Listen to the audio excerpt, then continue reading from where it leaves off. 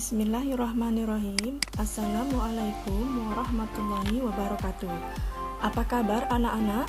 Semoga kalian masih tetap semangat dalam mengikuti pelajaran hari ini.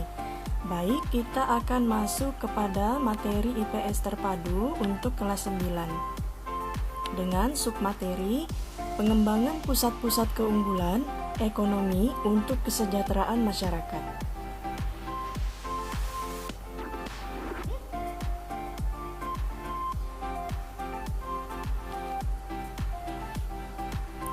Tujuan pembelajaran kita hari ini adalah peserta didik mampu mengidentifikasi pusat-pusat keunggulan ekonomi.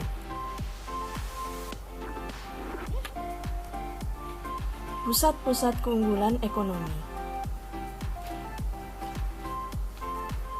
Indonesia mempunyai banyak keunggulan dalam bidang ekonomi. Keunggulan ekonomi yang dimiliki oleh Indonesia dapat menjadi potensi dan peluang bagi kesejahteraan masyarakat Indonesia. Pengelolaan keunggulan ekonomi yang tepat dapat bermanfaat bagi kesejahteraan masyarakat. Untuk mengetahui keunggulan ekonomi yang dimiliki Indonesia serta pengaruhnya bagi kesejahteraan masyarakat, marilah kita ikuti dulu pembahasan berikut ini.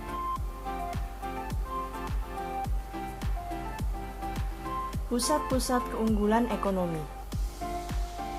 Yang pertama, PT Freeport Indonesia. Yang kedua, Perusahaan Tambang Minyak Negara atau yang disingkat dengan PTMN. Yang ketiga, Batik Indonesia.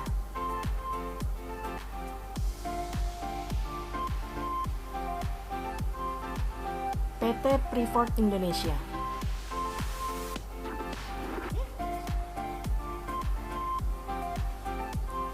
PT Freeport adalah sebuah perusahaan afiliasi dari Freeport NC Moran Copper and Gold in PT Freeport Indonesia.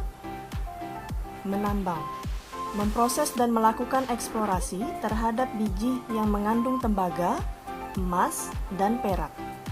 Beroperasi di daerah dataran tinggi di Kabupaten Mimika, Provinsi Papua, Indonesia.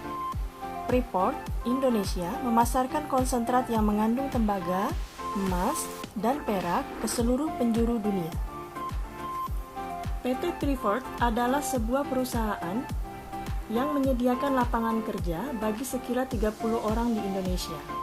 Karyawan Freeport terdiri dari 68% karyawan nasional, 30% karyawan Papua, serta 2% karyawan asing. Menanam investasi untuk membangun infrastruktur perusahaan dan sosial di Papua dengan rencana investasi yang signifikan pada masa yang datang. Dalam kurun waktu 4 tahun terakhir, Freeport telah memberikan kontribusi dan dijadwalkan untuk berkontribusi lebih banyak terhadap pemerintah Indonesia dalam waktu 4 tahun mendatang dalam bentuk pajak, dividen, dan pembayaran royalti. Keuntungan finansial langsung ke pemerintah Indonesia dalam kurun waktu 4 tahun terakhir adalah 59%. Sisanya ke perusahaan induk 41%. Hal ini melebihi jumlah yang dibayarkan Freeport apabila beroperasi di negara-negara lain. Penambangan yang dilakukan oleh Freeport dikelola sesuai dengan analisis mengenai dampak lingkungan atau AMDAL yang telah disetujui oleh pemerintah. Freeport terus mengevaluasi potensi dampak operasi tambang melalui pengukuran mutu air, biologi, hidrologi, sedimen, mutu udara, dan meteorologi secara menerus.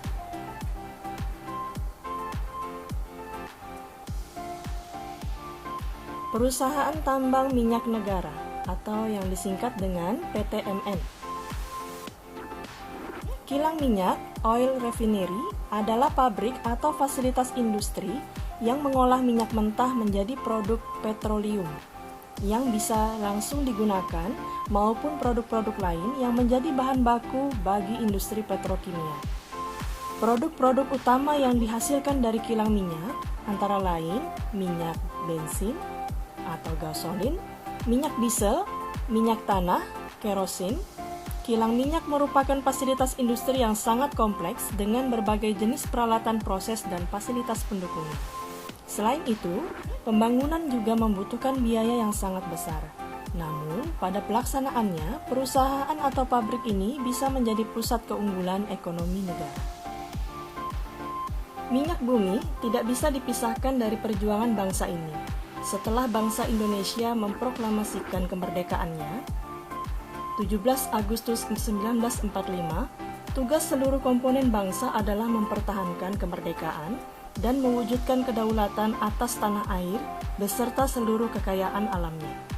Pengusahaan atas bumi, air, dan seluruh kekayaan alam yang terkandung di dalamnya untuk sebesar-besarnya kemakmuran rakyat.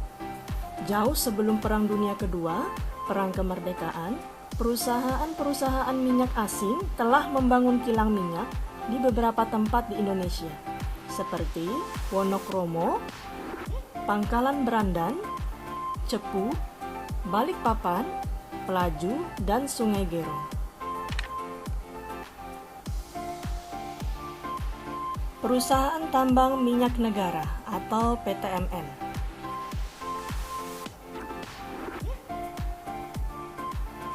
Yang ketiga, Batik Indonesia.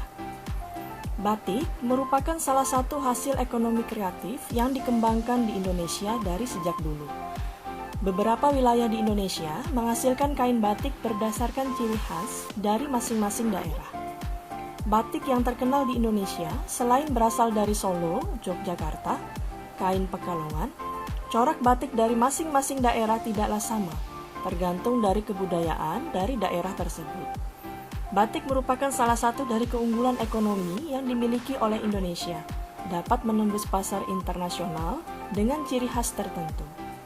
Batik adalah kerajinan yang memiliki nilai seni tinggi dan telah menjadi bagian dari budaya Indonesia.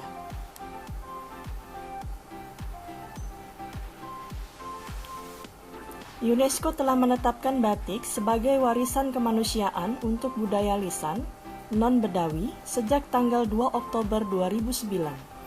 Dilihat dari tekniknya, batik dibagi menjadi 3.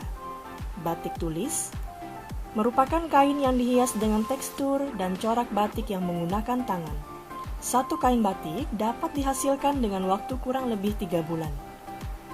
Yang kedua, batik cap adalah kain yang dihias dengan tekstur dan corak batik yang dibentuk dengan cap, biasanya terbuat dari tembaga. Butuh waktu 2-3 hari untuk pembuatan batik ini.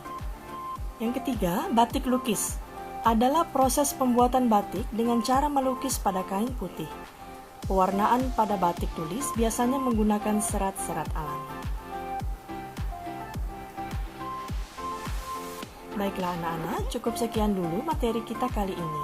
Kita akan bertemu lagi dengan materi yang lain. Alhamdulillah. Wassalamualaikum warahmatullahi wabarakatuh.